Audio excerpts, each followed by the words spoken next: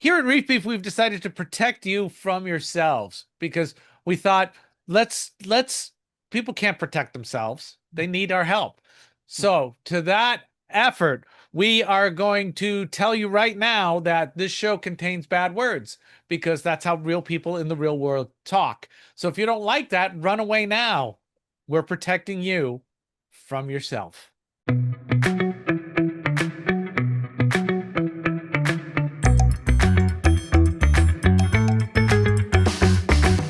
Welcome to episode 145 of Reef Beef Podcast. Today we're going to talk about Ben getting hired, burned out lights, when and where not to use acid, when and when not to use acid, filtration before lighting, 2 Minutes of Reef, a new segment, and Rich goes to visit Than at Tidal Gardens and eye-catching corals. This episode is sponsored by saltwateraquarium.com, powered by PolypLab, and brought to you by Champion Lighting and Supply. This is Reef Beef. What's up, Benjamin? What's up, Richard? What's going on in your neck of the woods? I got a Sparky Boom Man scar on my head right now. Well, a scab. Oh, you should have spray painted your face silver. I got a big scab there. I'm not talking about what it's from. It's nobody's business. So shut up. It has nothing to do with oh Lord, Manson. That's right. It's just a Manson starter kit. It's just a line instead of the whole thing. It took that one cut, and you're like, nah, this is not good. This is no. I don't want to be like Manson. Wait a minute. My goals are easily attainable. Yes. Don't be like Manson. Yeah. Okay. All right. It takes one cut. It's super easy to do. Just the pain woke you up. The pain woke me up. Things are good here. I've been traveling and I'm traveling again.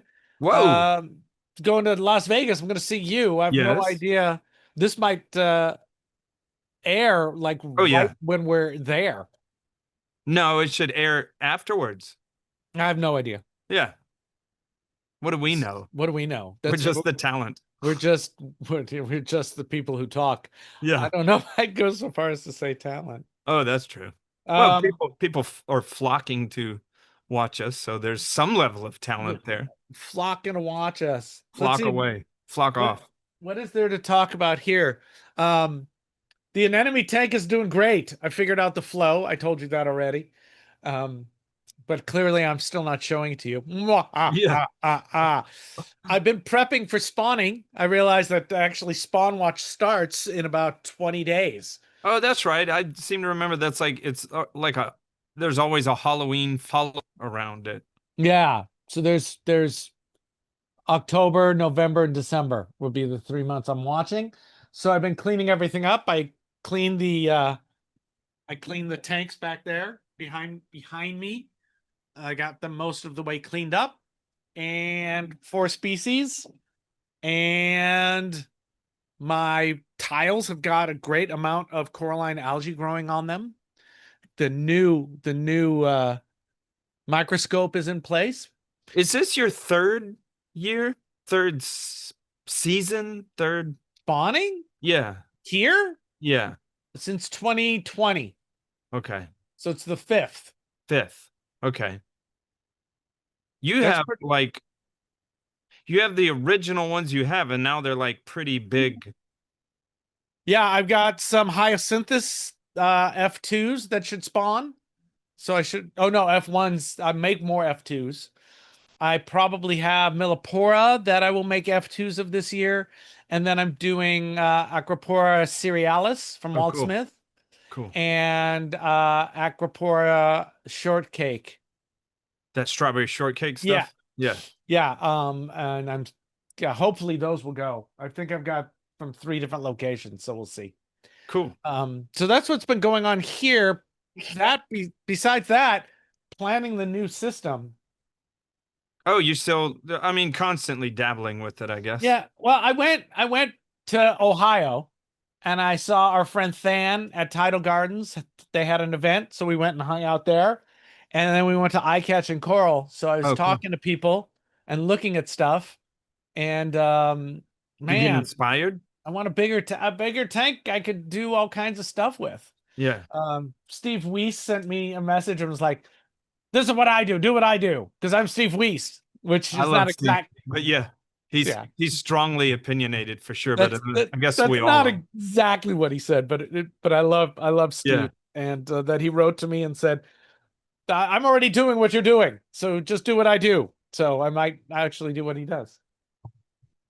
So And I get that, but I mean, part of the fun is making a thing ours. So, but I mean, that's cool. Like I do, you know, when I get commissioned to make a system, I do what you do. It's like I spend a lot of days daydreaming, and I sort of use it to think about as I'm going to sleep. It helps me go to concentrate on one thing that is not a thing that gives me anxiety, and use yeah, that to fall asleep easily. But that's sort of how I plan out my things.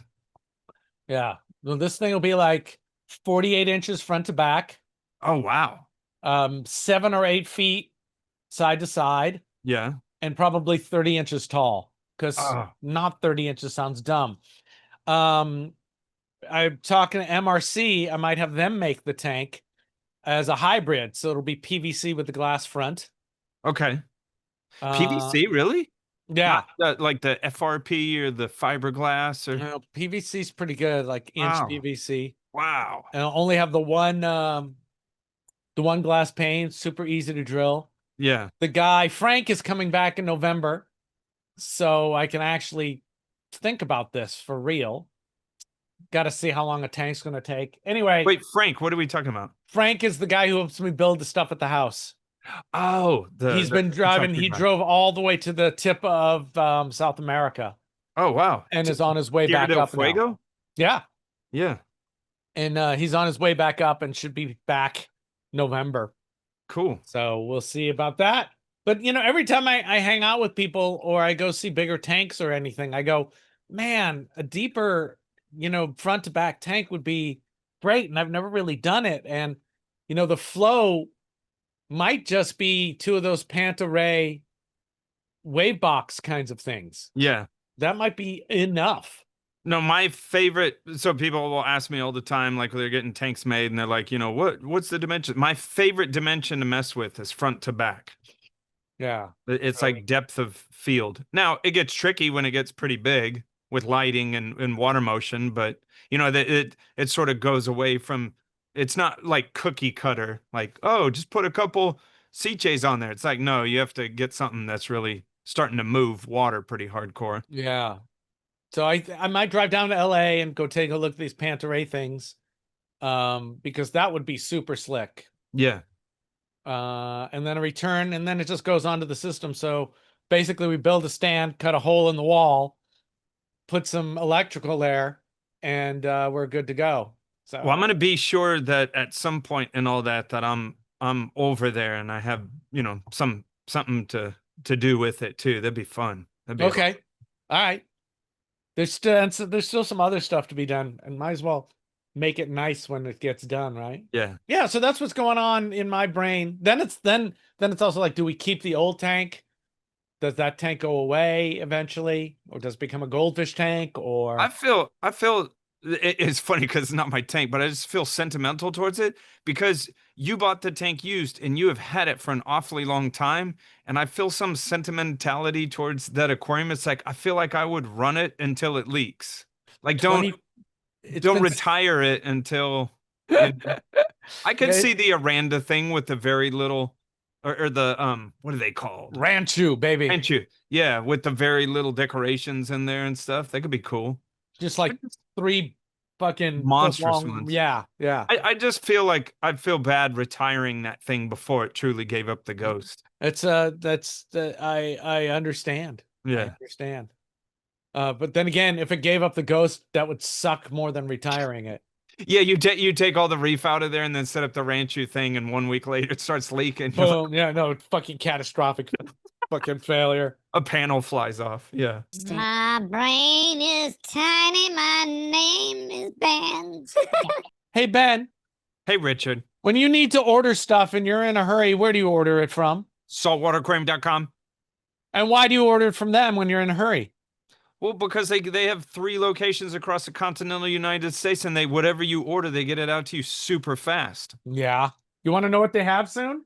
Yeah, what are their like their specials? Can you see this? Where maybe if you hold it in front of the camera, I I can. can't. I gotta move the camera. Oh no. Oh, Oh wait, is that the new thing that shows your? Is that from Avid Aquatics? it is And so there, the saltwateraquarium.com has that. when it's available. Yes. That's crazy. So it's just sort of like it's like that you can get the display for Apex, and I guess the display serves other functions, but that's a cool readout of the parameters. Yeah, actually, just actually having it, you walk into the room and you see it is pretty great. Yeah. Better than the display, and it's also going to do more stuff. I'm not sure what I'm allowed to talk about. I just felt like being cutting edge for saltwateraquarium.com. Yeah. But you know, they also have articles on their site. They have discounts for different things. They're really involved. They're Where would you really check them out? saltwateraquarium.com, believe it or not. Check it out. Check them out. My brain is tiny. My name is Ben. So let's see. I went to Tidal Gardens, Awesome. in Akron, Ohio, or near Akron, Ohio. Mm-hmm. I got to tell you, man, it's the cleanest facility I have ever been to. Man, I can tell just I've for years I've been a fan of his videos. Well, and then I've met him years ago and I'm a fan of his and we're friends. But like I didn't know, man, do they sweep up before they start film? But I mean, it looks immaculate. It's just what I've seen on videos. It might be like the benchmark of a facility. Yeah, and it's not a real fish store either. It's weirder than that. It's a farm and open to the public, but you can only be by appointment. Mm-hmm. So it's not like just drive by there. They do most of their business online, and but the facility is unbelievable. It's like they had a budget and an idea and did not get off target during all of the construction and planning and actual build out. So everything is how it should be. It's unbelievably quiet. And Really? yeah, it's like you walk in, you're like, there's no water moving anywhere. I guess because of his big time use of Abyss pumps or something. Abyss pumps and all the overflows are dialed in, so there's no splashing. Oh wow. It's freaking crazy. And this Well, is you in the and new me are building. Yeah, I mean, you know, my 2 year stint in it, but like, you know, a lot of times in big facilities, you and I are used to like the public aquarium where you have like fibrock pumps or whatever, just going, Yeah, and you're yelling at each other. It's right. like There is no yelling. This place is dead crazy. quiet. The coral is gorgeous. It's just it's great. I love that places like that exist. I can't see many of them existing because the effort and Oh, the yeah, stick-to-itiveness needs to be there, and the capital investment is great. But man, is it a pleasure to be there. Just a awesome, pleasure. awesome. Yeah, I'm maybe hoping he does it again next year because I was trying to get to this one, but I had a situation where I can only do so many engagements. yeah. But yeah, It was like yeah, it was great. It was like the anti-event. huh, Like he didn't really invite people, but he did. And so there were people from England, there were people from all over the place. Joe yeah, Waiula was there, Raj was there. It was pretty fun. It's pretty cool. fun. While we were there, we're an hour and a half away or an hour from eye-catching corals. Well, I've heard a lot about them as well. I've heard that facility is huge. The facility is unbelievably big, and they've started on their new facility, which is bigger. Wow. So they got another facility like across the alley from the old facility. And I've ordered from them wholesale many Yeah, times in the they're past. great. Yeah. But I mean, they've got 50 or 60,000 gallons total, probably Wow. of coral. Is that still in Ohio? Yeah, Okay. yeah, and How and did huge. Ohio get two badass places? I don't know. We were asking about that. Nobody knows. It just seems like that your initial infrastructure purchase is more affordable than it would be in LA. Oh, okay. But eye catching is huge, bigger than any place in LA I've ever been to. Just unbelievable. And they're not done. They're like halfway done. Yeah. So that was very cool. I've heard that they're, you know, and rightfully so, but I've heard that they're selective as well about just any random people walking into there. Well, it's Wholesale only. Yeah. So yeah, you can't just walk into any of it. Yeah. Good people, really nice. They got us muffins. Oh, And yeah, the places look that's great. bribery. You know? That's just straight bribery. Yeah, pretty much. From little kids too. Yeah. It was kind of neat because I had no responsibilities. I was just a guest and hanging out. So that was kind of fun. And then I was like, let's go see this place. And it was like, yes, let's. And of course, go say hello to everybody the first night. Yeah. There was a couple people I didn't say hello to that I didn't say hello to till the very end. And it was like, oh no, I have no time to talk to you. So I hate that. That happens every time. It's yeah, difficult. but it's also like I was, you know, chilling and relaxing. So it's kind of like you can't win. Yeah. So I guess I'm saying go say hello because it's a good thing to do and it'll make you happy, not because you have to. Yeah. My brain is tiny. My name is Ben. Hey, Ben, Hey, Richard. you know who I saw this weekend? Todd Kunkel. From Champion Lighting and Supply. I knew it.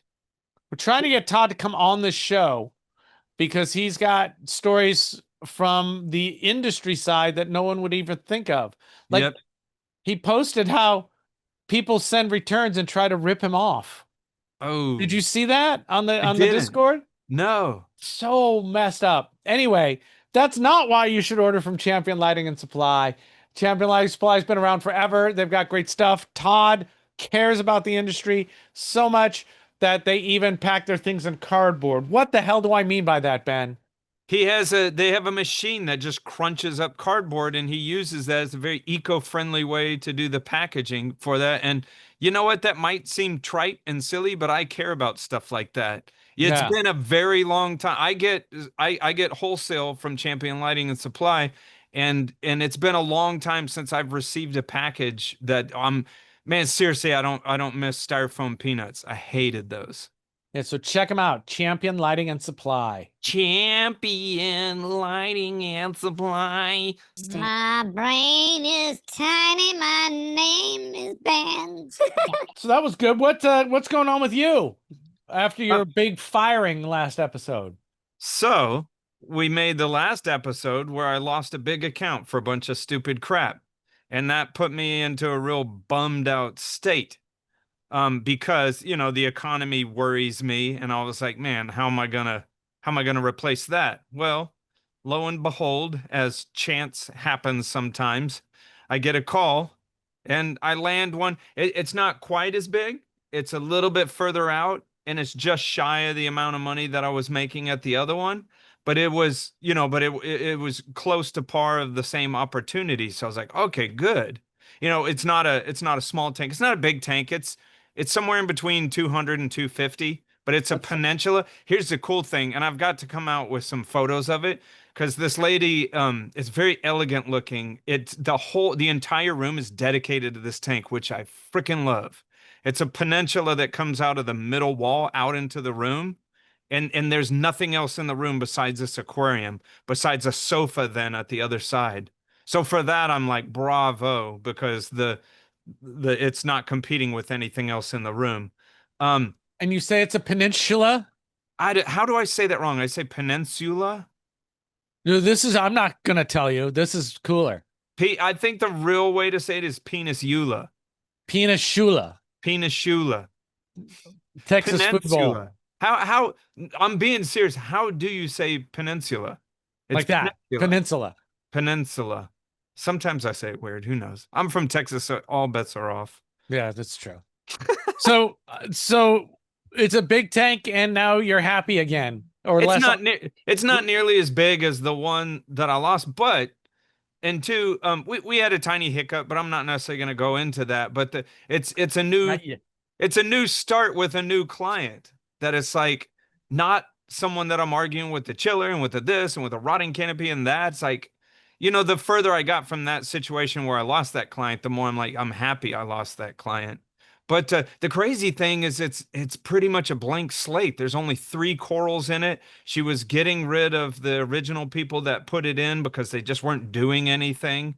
And so, you know, I don't necessarily take glee in this, but for the people who originally stalled it, it was a big hit and a miss. I think they're above their heads. So the tank is great. It's a Cade, Yeah. but their equipment choices are so, and man, no offense on this, but I think people will understand, but so hobbyist level and not like some sort of pro level. As a pro, I want to push my client to using, doesn't have to be expensive. I'm not saying that. I'm just saying good, which sometimes is expensive. Good, better equipment, not just you walked into a store and that's what they have on their floor because that's what their profit margin is for. I just want to work with good equipment and just everything from their lights to their, it just seems like whatever company it was that it's like they're working on a hobbyist level thinking and not professional level. So I get it. What I'm saying is I get to change everything. I get to, you know, That's it. That's exactly what the people on the tank that you lost are saying. It's exactly, probably the same company. You exactly. probably just flip-flopped. Yeah, we just it's so we're all just spinning our wheels. We're all taking each other's clients. But no, it's got a big old glass sump, you know, in the bottom of it, but she was running like it's not she, again, these are my clientele, they're not hobbyists, but you know, the company that she was using, they were running just a, you and I tussle about this, but refugium, like one container with like chitomorpha in a light above it. And it's just like, what I say, chitomorpha weird? Ketomorpha? Oh my God. Oh my God. Please go on. But I can't. I was an early adopter of refugiums in that style, and I was also an earlier going away from that. But I can't stand what we call refugiums. So I'm taking that out. She took out the skimmer because her husband is a real quiet engineer, high level engineer type guy, and he had a sensitivity to the smell of the skimmer. But they didn't have any like secondary containment for the skimmate with a carbon canister on it that would mitigate the smell. So it's funny. I noticed she didn't have a skimmer, and I was like, man, we can't do that. And she's like, oh, my husband was freaking out about the smell. And it's like, I'm very empathetic to that. And there's a way we can do that with secondary containment of the skimmate with activated carbon on the top of it. But this is not going to do much of anything, in my opinion, if we don't have a skimmer.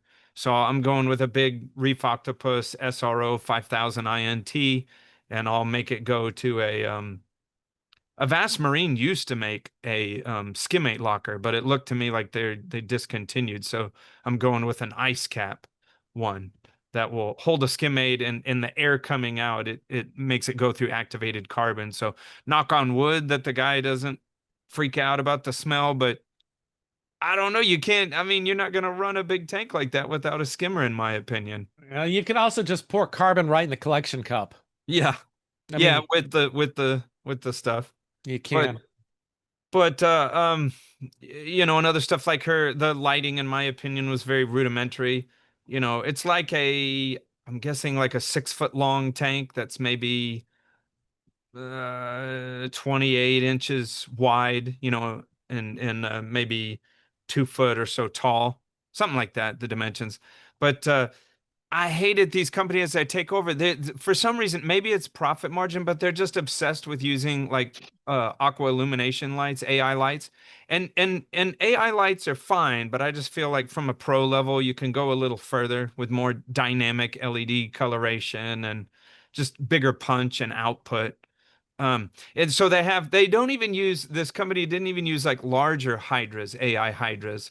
They use like the little hydras. I guess, you know, I think I've seen a lot of this from which it could be argued out, but a lot of I've seen that from this after BRS years ago. I had this video about, hey, instead of using bigger lights, use more smaller lights so the coverage. And man, I am too cynical of a person, and I think you might be with me, but it felt a little bit to me like there could be validity there, but it also felt like, hey, this is a way that we can get people to buy more lights, you Yeah, know? well, when you're making content for consumption for products that you're selling, you're making as many videos to get people to buy stuff from you. So it becomes hard to pay Meaning, attention to all of it, I mean, the meaning it's whole, not wrong, but but it's but skewed so towards what? making you money. Yeah. Yeah. It's like that whole, push or pull through a calcium reactor. Yeah. It was never a debate until they made it a debate. So, Yeah. But I'm gonna replace it with refi lights, which I feel are much powerful and better lights with a yeah. longer warranty. And so it's cool. There was a thing I was gonna talk about a little bit because when you come to a tank that's messed up and needs, the every little facet of the tank needs to be evolved. The trick some people like, what do I do first? And that's what, a client wants to know, like, either the client can just dump 10K and we just go off of that, but that is not most people. So, I'm for so many years I've been like prioritizing what needs to get changed when. And Mhm. this isn't something I came up. This is just a common sense. This is just obvious. Is that when you have a tank that needs upgrades in filtration, water quality, and at the same time it also needs upgrades in lighting, you don't do the lighting first because you're not changing the water quality for the better. You're just introducing brighter lights. And in my experience, if you like started with the lighting and hey, in a month or two, we can address the filtration, you're probably going to grow a bunch of nuisance algae in between then. So, Right. yeah, Right. Well, it only makes sense, right? What is the fucking food pyramid of aquariums, right? It's biological filtration is at the base of all of it. yeah. Lighting is much higher. You only care about that when you have animals that need the lighting. So your lighting is not where you start with. I'm with you 100%. And for Christ's sake, she doesn't have a skimmer. So, skimmer and removing the refugium and adding some adding PolypLab. Seriously, I'm so obsessed with PolypLab Genesis Yeah, I blocks. know you are. You're Yeah. funny. It's great. But so and I already the cool thing is I have at my house I have a 75-gallon aquarium where I bring some fish through slowly, not hardcore, but and the whole bottom of it is lined with Genesis blocks. It's basically the substrate. And Yeah, what it's I've your done is gonna come into play with this. I'm removing her refugium and lining that chamber completely with Genesis blocks that have already been, sitting in salt water for probably about half a year. So I'm addressing the water quality first, and then we can go in a month to 2 months later and then address the lighting. While at the same time she understands. My other big thing is when you do the lighting, hey, come in quickly with starting to acquire corals because you just up the lights. You're either, I say this all the time, you're either feeding corals or you're feeding algae. So don't just do the lights and then 2 months later start getting corals. It's like that bright light is going to grow something. yeah, and I sneak the lights on in a new system. Yeah. They're on for half an hour a day to start, and Oh, they're that's true too. at like Yeah. 10%. It's like, The intensity and the duration that that's a way you could do it. But I see it sometimes when I'll come into a situation where someone's like, help me. And I'll go see, and they have their lights running at 100% for 10 hours a day. And I was like, yeah, oh man, what are you doing? it's too much. It's too much. My brain is tiny. My name is Bands. This episode is powered by PolypLab because PolypLab powers your polyps. They do. And I'm recently renovating a tank and I'm about to use a bunch of Genesis blocks in that redo. And I've owned those Genesis blocks for like 6 months. So I am moving those right over and they're going to come with a whole complement of bacterial milieu. Oh, a melange, A a melange of miasma, milieu. the three M's. Yes. Triple M. Yeah, I like those Genesis blocks a lot, and I like the food, the Reefroids. And I you know use what I that. should do? I share photos a lot that are really blue and honestly terrible looking. And I should use their gel filter that filters out all that blue light to give a more true representation of what I'm trying to show. You really should. So do like Ben does, except better. Actually do it. Check Actually, out check out PolypLab products wherever PolypLab polyps. products are sold, like our other sponsors. Yes. My brain is tiny. My name is Bands. Since we have you here, forget the reality of the reef keeping, the business of being in the. So you feel more stable now, but you're still not like getting clients like you were 2 years ago. Well, it's not, I wouldn't just put that time frame in 2 years. This journey is always a roller coaster, even when financial times are great, because I've been doing it so long that I, long since am pretty choosy of what I'm taking on, but I don't really do that as in like, oh, I don't want to work on that. I do that as in elevating how much I charge to do something.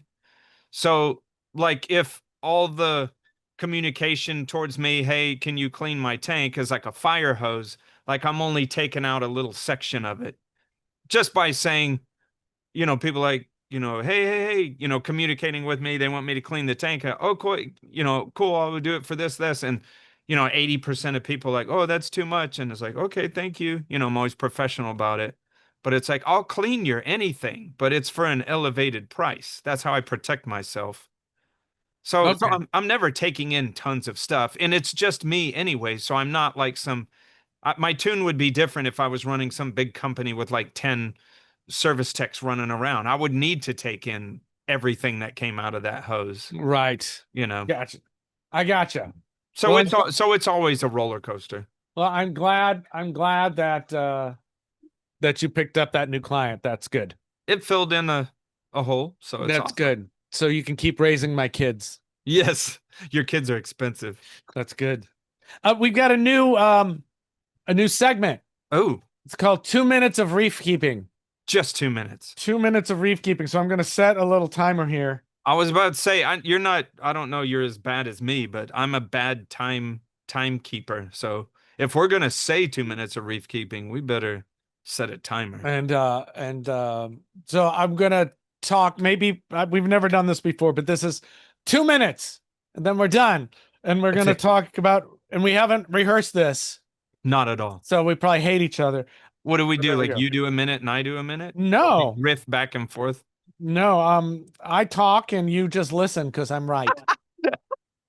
2 minutes of reef keeping. Today we're talking about refugiums. Okay. So, a refugium started as this idea of a refuge. So it was a place that you could put animals that you didn't want in your main tank and you wanted them to be protected. Then that kind of became a refuge for, the idea was a refuge for small animals, microfauna. And the idea was that those microfauna would breed there, not get eaten, and then make their way either through the pump to the main tank. What actually started happening is we started doing gravity feeds, because why make those animals go through a pump? Yeah. Let them just go over an overflow. So it was basically a tank, using your tank as a sump was a refugium. And then a refugium became a place to grow algae, and it was billed as a way to supplement your filtration. Yeah. In modern reefing, I think all of that is BS, and a refugium is pretty much useless. We learned pretty quickly that putting a refugium on a tank to get more pods and stuff is a very inefficient way to move pods, because they don't move very quickly over to your new tank, no matter how the water from the refugium to the tank goes. And as they're only coming in, one or two every so often, they're getting eaten anyway. So it's not a great way to raise pods. It's also too much smaller. Turns out it's also not the best way in the world to do an algae farm, right? So it's just kind of confused. If you want an algae farm, make an algae farm. If you want an extra tank to keep cool stuff in that you can't keep in your main tank, have an extra tank to keep cool stuff in. If you want a cryptic tank, have a cryptic tank. But this idea that you're going to make a refugium that's really going to end up benefiting the rest of the system is kind of bankrupt. It's just not big enough to have the impacts that people wish they had. There you go. That's 2 minutes. 2 minutes. Yay. And I didn't get to say shit. You totally listened to me. I was biting my lips because I was going to say something, but then it's going to be stupid if we keep talking about this after. After 2 minutes, we're done. Yeah, it's done. So- Just leave so- it go. Let it so- into the past. I've been talking about this idea for a long time, right? Mhm. I was going to do like a whole nother video series. And then I realized, screw that. We'll just do it on the show. And then we can pull those 2 minutes out. So now the trick is for you to come up with some as well. Okay. Because I'll probably talk less on the ones that you come up with. So, and since it's new, let us know what you think. Should we be more basic? Should we be, what should we cover in 2 minutes? Let us know. Yeah. Last time we talked about brain health again, so I'm not going to get into it big time this time, but we got a bunch of comments, both personally and on the YouTubes. Dude, we got a crazy one. About a good one, right? You're talking about the good one, yeah. Yeah, it's one of those things that sort of transcends the show where a guy was saying, I think he said he was in the military, but he was just saying he sort of like lost his mind and was gaining weight. And the thing that I was like, whoa, is because he directly attributed it to listening to our show. I mean, that's like a lot of responsibility towards us. But he said it was listening to you talk about that got him to sort of do a paradigm change. Yeah, and he also said thank you, and that this should be in private, but he's going to do it in public. And I think it's the opposite. I think we need to normalize stuff that we go through as people and stop trying to hide it and pretending everything is perfect. We're all in this together, right? And especially in the Reef Beef world. So I like you too, wear our stuff on our sleeves and hope that people get something from it. I found the stuff that I've been doing for my own mental health really helpful.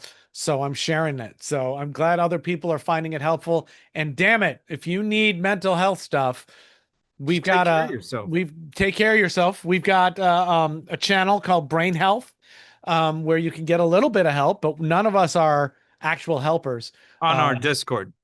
On our Discord. We don't know what we're doing. We're just people.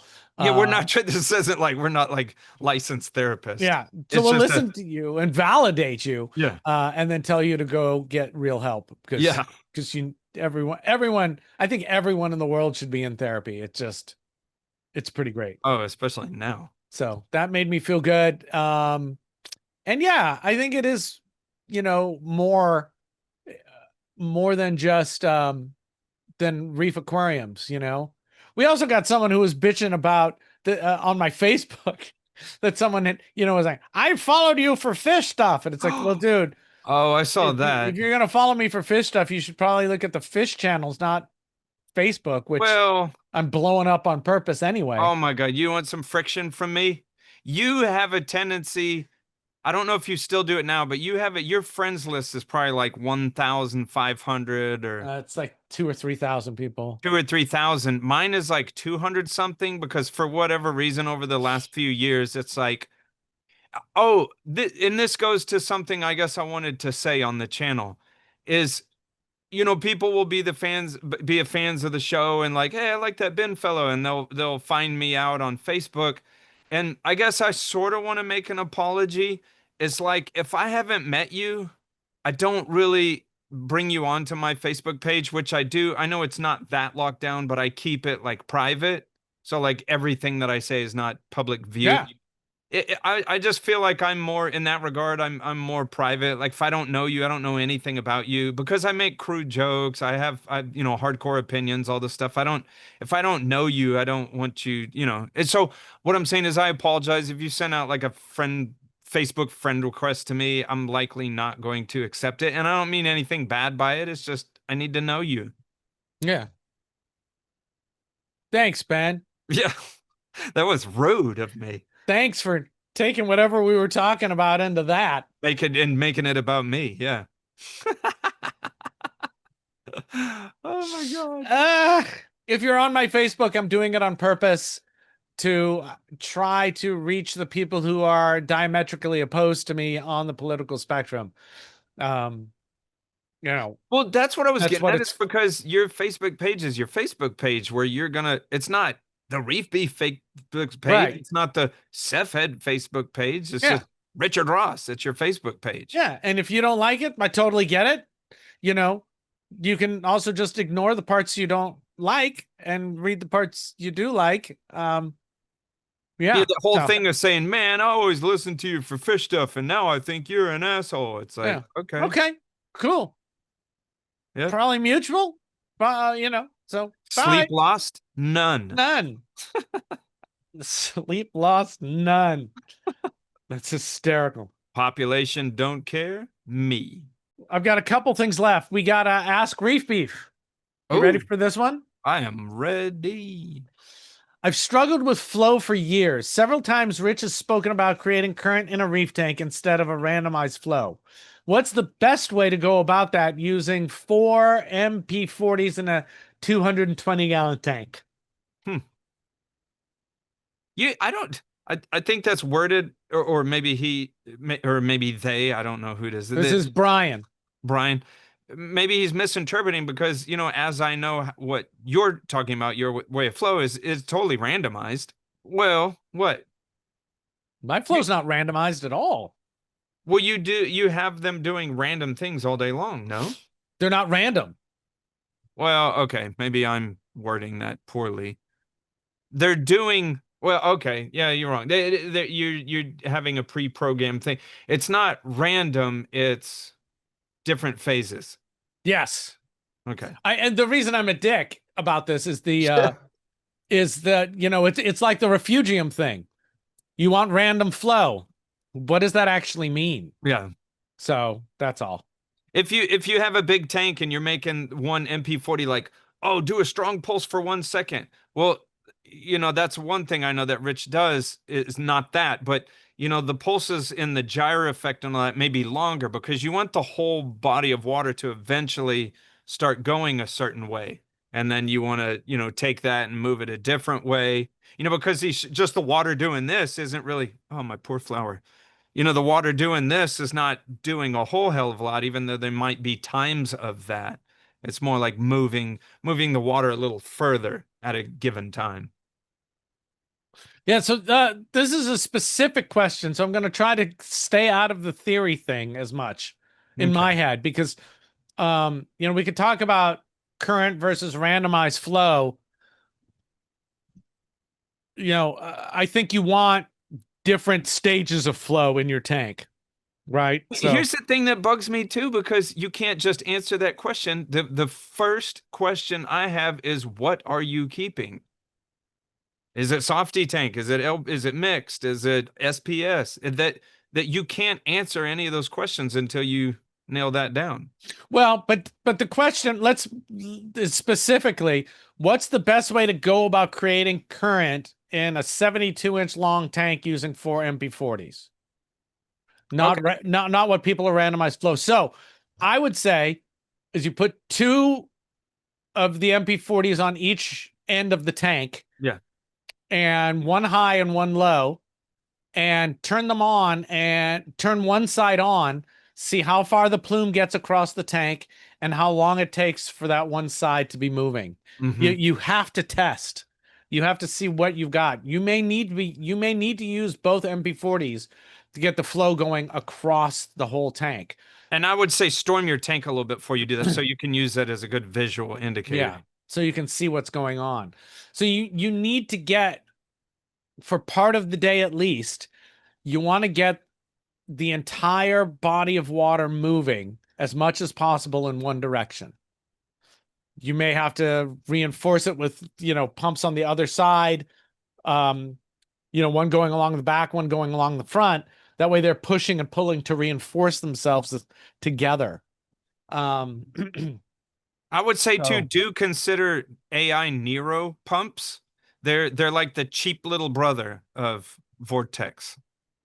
Yeah, but he's already got 4 Vortex. No, for sure. But if he wanted to add to the back or to something like that. Yeah, now, actually, I don't know. Normally, I would say yes. But if you're trying to get across, 6 feet of flow, you're going to need something that puts more of a jet than a randomized flow. So than a cone shape.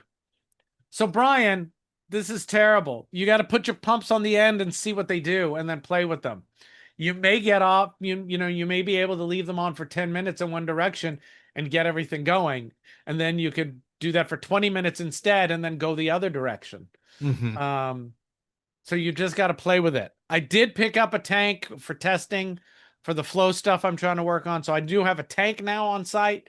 I just need to figure out what to put in it to float so you can see what the flow is doing.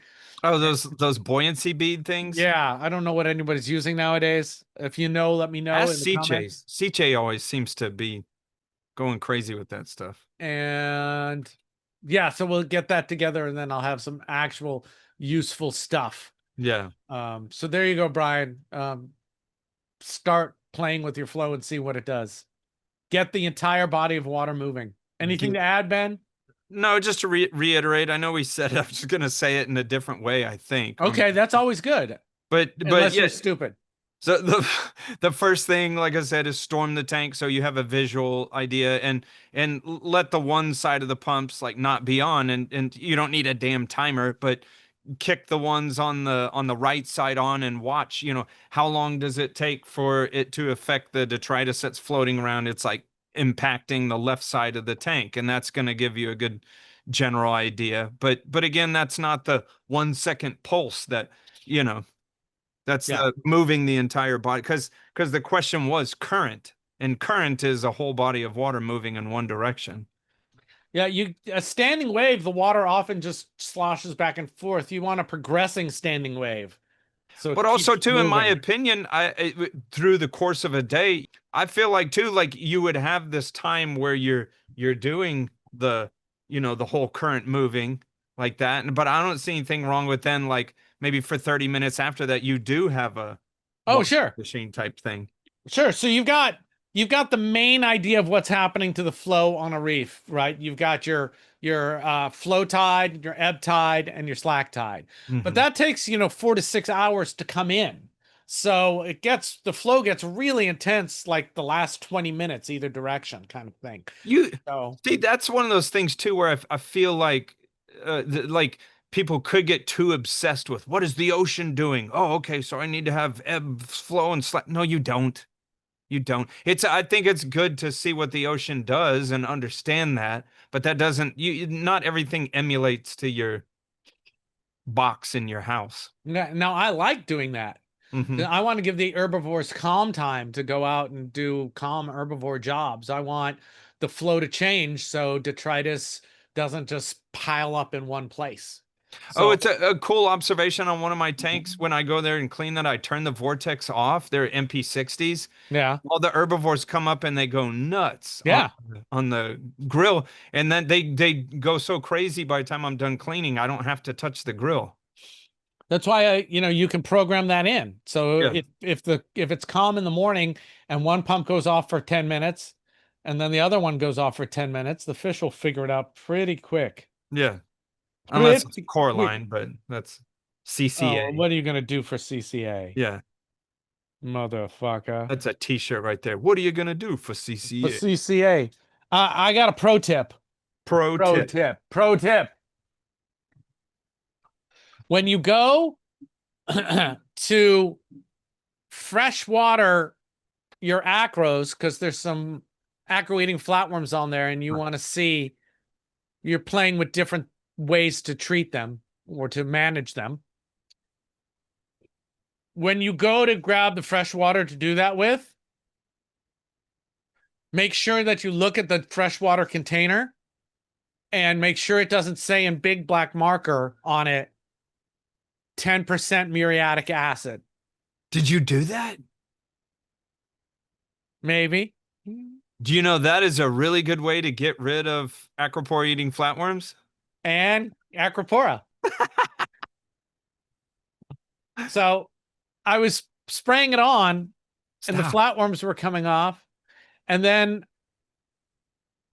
the tissue is turning into dust and coming off as well. And I went, I've done something wrong. And then I looked at the bottle and I went, I did something stupidly wrong. Man. So the moral of that story is, careful. We all do. Careful. Yeah. We all do stupid shit. It happens. I don't think I lost any coral completely, so that's good. But now it's like, okay, let's leave this tank alone for a week. At least a week. A coral survived that? Yeah.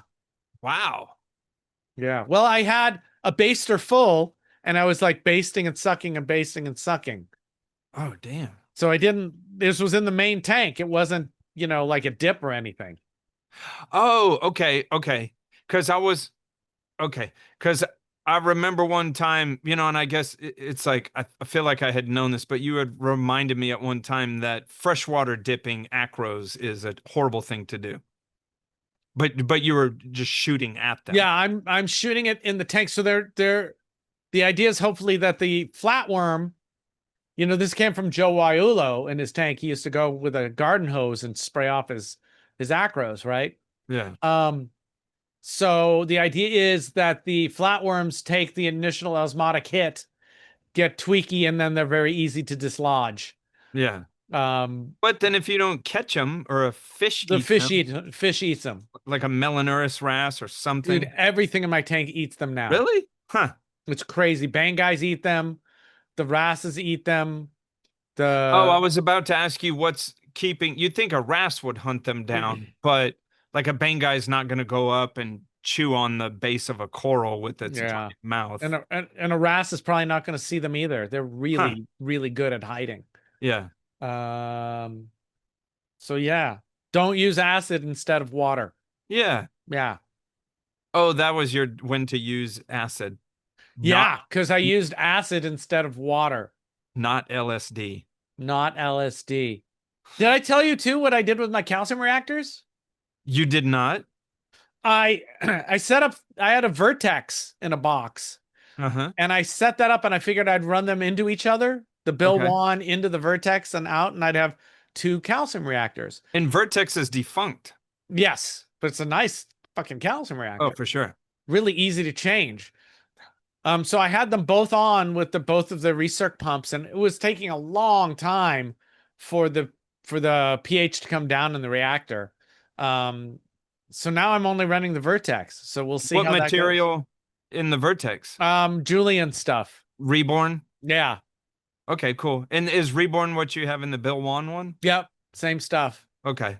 So I want to see how it goes. Maybe I can replumb the Bill Wan one and have the effluent from the vertex go to the bottom, just use it as a second chamber. Yeah, man. Well, we'll keep it on subject. I just had a thought. Yes. Well, that's the problem I have when some company comes out of nowhere. They're making nice stuff and they say lifetime warranty. And I always think, because I'm a somewhat cynical guy, I'm like, yeah, your lifetime. Like, and Bill Wan made probably the best stuff out there because he was just no holes barred. He was just trying to make the craziest stuff out there. And then he went away from the industry. I don't even know what he's doing anymore. But but you have this stuff that's built like a brick shed house. But if you need any support for it afterwards, it's not there. But yeah, I'm not so worried about that anymore. Are you trying to phase it out, maybe? Well, we'll see. The thing I don't like about that one is getting the lid off's a pain in the ass. I'm laughing at you because I'm like, you're trying to phase out a product from a defunct company with another product from a defunct company. That's what I had laying around. So I just want it to be easier to service. Is it big? It's the new one? Yeah, the Vertex? It's the same height, but it's not as wide. Okay. So, I should probably make the Vertex, I don't know, man. I don't know. We'll see. Like the top just unscrews. It just makes me really happy. Yeah. And it uses less watts. Oh, good. So I figure, well, let's see how it goes. You want to use less watts. Yeah. I mean, I'd like a bigger calcium reactor, but I'm not going to get something with thumb screws, ugh. Yeah. I have to deal with that kind of thing a lot, and especially during the winter months, I'm always like, meh. So I might have to build something. Well, what about that slide lock company or Fugazi's company, Avid Aquatics? Did they have like cool fasteners or something like that? The slide locks got those, but I'm not undoing they're flip clamps that replace the thumb screws. Yeah. But still, I don't want to undo 8 of those. It just seems Oh, yeah. it just seems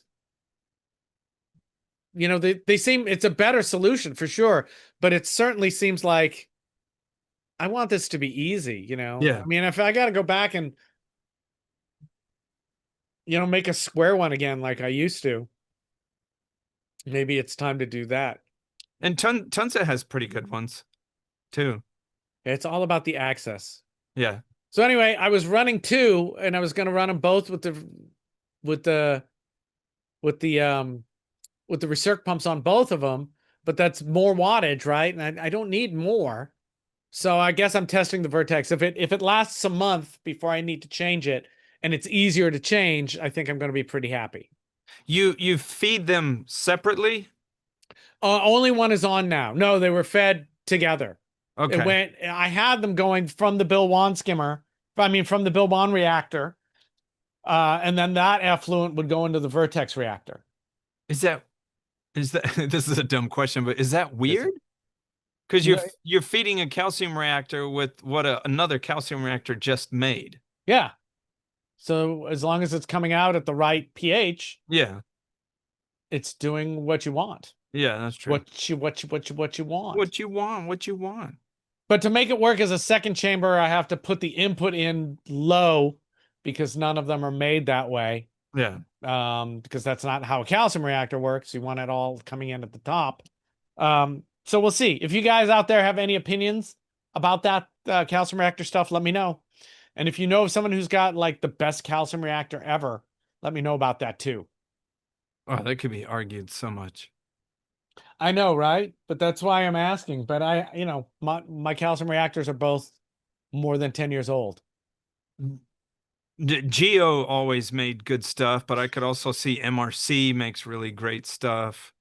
Yeah, I just don't Tunza want makes a good one. It's not thick material, but they make a good Yeah. working unit. But I yeah. just don't want those thumb screws. Yeah, that's true. And I guess I gotta really look into the CO2 pre-diffuser. I forget what that's called. I know Alex has one on his tank, but I haven't really spent the time to look into what it really is and how it works. So if you know about that, let me know. Well, maybe we'll have you on the show. Man, do you remember earlier show where I was talking about how I put that calcium reactor set up on that client's tank? Yeah. And I was struggling with it. This was like a year ago, but I still have that client and man, like 8 months ago, I took that reactor off and I still have it here at home. As a matter of fact, I think I'm gonna let Chris Moppin use it. But we've been dosing AFR and dosing AFR really lends itself to the way I do maintenance. Yeah. Because I don't jack with it. And his tank, I could never dial it in, and it was just not looking great. So I think from a hobbyist level, the calcium reactor probably wins out maybe over AFR. But if you're on a time constraint, AFR beats calcium reactor. But Not even on the time constraint, just simplicity of dosing. yeah, There's 3 ways to tweak a calcium reactor, and they're all dynamic. yeah, You don't want to deal with that. yeah. I But would. they achieve great. Both of them achieve great results as long as you dial them in. Yeah, but I mean, if you're running the calcium reactor for 10 or 15 years like me, it's definitely cheaper than dosing. Yeah. So, interesting. I have one note here. It says burned out lights. Oh, I just recently went through a rash of burned out radions, which I used to. This isn't me taking the piss out of Ecotech. I love that company, but since I've been around refi lights, I've become less and less of a fan of radions. I don't like how they have just a 1 year warranty, and it's like there was some interesting things that I was noticing as some of these were burning out because the Radion it has a real fine mesh above the fan, and Yeah. it collects cat hair and dust and all this. Yeah, you're supposed to clean that. Yeah, and you are supposed to clean it, and I will clean those for the client, but like every now and then I'll be like, oh, it's I don't always remember. But it's just crazy how they'll usually, so from my experience, usually when it burns itself out, it'll come off and then the buttons flash red, green, red, green, red, green. That's the code if you look it up for something's wrong with the fan or the heating or whatever. And so I'll clean that off. I just like the way that the Refi has the fan. It's like just a big open screen where dust can't stick in it. Now there's probably a trade-off on a Refi. Maybe you get that dust built up inside the channels and you need to take the unit apart now and then. I haven't necessarily felt that. It's just bigger pathways. Right, so it doesn't collect. I know I got a battery operated shop vac that I'm going to go around and suck all my fans with. Yeah. And then it gets even grosser on the Radeon if it gets humid, and so that dust gets, it's like grimy, salty dust bunnies. And it's like, man, you really do got it. But I guess I'm saying that to like be careful to people of how if your light is cooled off by a fan, make sure that that's working. Also, this is kind of dumb to put out there because I don't know the specifics of it, but I'm pretty sure the circuitry for the Refi, I believe it protects itself a little better than the Radeon does, because I know the Refi has circuitry that, Daniel you can even go into it and change the number, but a certain degree it'll just shut itself off. I don't believe the Radeon does that to like thermal protection to protect itself. If I'm wrong, let me know down in the comments. But my experience is just if a Radeon is having troubles thermally, it just dies. And versus the Refi. And plus I'm lucky too, because Daniel's just a phone call away. And then currently at Ecotech, I don't really like know anyone there. I don't have anyone to call. And so I felt bad. So I had 3, like not that old Radeons sitting at my house. And I felt real bad, like throwing away $1,000 light. But for all intents and purposes, they're burned out and dead. But I didn't know if I could call Radeon and say, hey, can I send this to you? And they replace like the motherboard or something like that, which I can do with Daniel, but as far as I know, I can't do that with Ecotech. There is, let me find it. Hold on. Oh, tell me that now as soon as I threw these in the trash. Did you throw them away? I think 2 of them I threw away because even the screws were corroded and they had like copper colored oxidation leaking out of them. So I was like, well, that's bad. But there's a company called fixreef.com. No way. Yeah. And they can fix a bunch of stuff. Huh. So yeah. So because I've got some skylights that are down. That one thing is off, and he was like, yeah, that's like $150, maybe $200. We'll get that running again. Better than a new light. So yeah, his name is Alex at fixreef.com, and I just think the idea that such a thing exists is very good. And I'm gonna, in the next month or so, I plan to send him one of the lights just to see how it goes. It's almost like Jim Graham Telegram was, I don't think he was like necessarily doing it as a business, but he had, he was showing a soldering fix to it. Yeah, but this guy, Alex, will just fix it for you. Yeah. So, I'm sure they do like the fix on the Apex EB832s. And it's just nice knowing, maybe you can actually fix some of this stuff rather than chuck it. Yeah. I had another incident again with a Refi light where this is so dumb. I had a hose filling up a tank and I didn't clamp it. I thought I had it secured with like the canopy lid. Yeah. I turned around and I heard water hitting the floor and I looked up and one side of his tank, they're brand new Refi lights. One side of his tank was coming down like a red color and I was like, ooh, I just made that light bork because the hose slipped and was pouring water onto the light. And the customer saw it, and of course, there's nowhere to. It's always, just be truthful. And also, the client's sitting right there, and he's like, "Oh, you screwed the light up," and it's like, "Man, I know the owner," and so I called Daniel, and I was like, and Daniel said, "Hey, do what you did last time. Take it apart, rinse it real fast with RO water, and then let it dry up, and then send it to me." And man, I know this ends up sounding like a commercial for Daniel, but both me and the client were so impressed. I mailed it off to Daniel, and he sent me back this detailed email with pictures of like, this was burned out. I unsoldered it and soldered this. Then I did a bench check, and then this was it. Like I didn't even ask for that, and it was like an extremely detailed. And then he bench tested it and everything, sent it back, and the light's back in place. Because when I did that, I was like, oh my God, now I have to come out of pocket $400-500 for this guy's light. So Yeah. mistakes happen, but Daniel at Refi's got my back, so I'm thankful of that. Yeah. I wanna still see if I can get one of those, the new Delua lights. It's also an incredible light. Oh, I have those Delua, those new, I think they're called X4, Illumagic X4. yeah. On With the 4 pucks, right? yeah, Yeah. and I'm talking about like the app to control it is hands down the best app out there. The light that comes out of it, again, I'm not a super expert on like, are these Cree, are they whatever? I just know a good light and the tank is doing incredible. The tricky thing is when you're doing this for a living, you come up to 2 pieces of equipment that you love, and I get torn because I would have Deluas on everything or I would have Refis on everything. And the fact is that I have more Refis out there, so I keep going with that. But that Delua Illumagic light is freaking chef's kiss. It's also Yeah. Well, kick-ass it's light. easier for you as well to get the refi lights. I mean, they're continental US, they're easy. It's all right there. When you start doing stuff from another country, you're complicating your life a little bit. Yeah, but I get them from Joe Caporata. Yeah, there is that. I gotta bug him. I gotta go Yeah. down there. I just gotta go see him.